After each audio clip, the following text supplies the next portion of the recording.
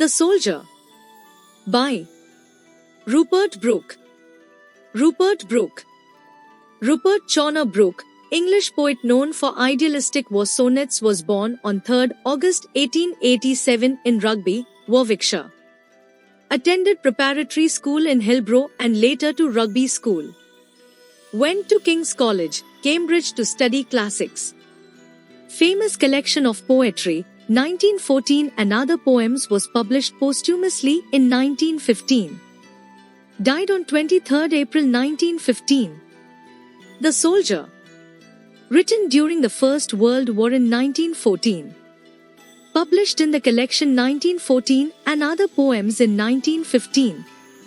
It is the fifth and final sonnet in the sequence 1914. It has two titles, The Soldier and 1914, The Soldier. Indicates the idealistic patriotism.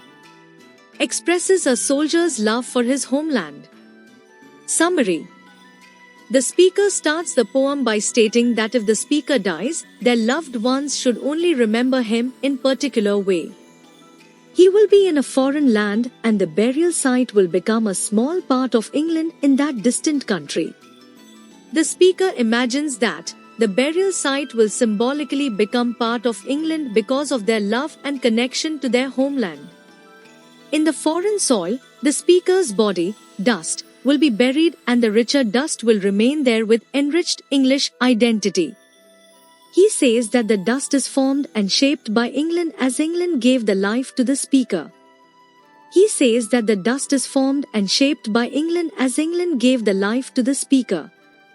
England provided the speaker with the beauty of its landscape and freedom to explore it. The speaker's body was nurtured by England's environment, from its air to its land providing the English air to breathe. The speaker's body has been cleansed by England's rivers and blessed by the warmth of its sun, symbolizing England's natural beauty and the care it has given them.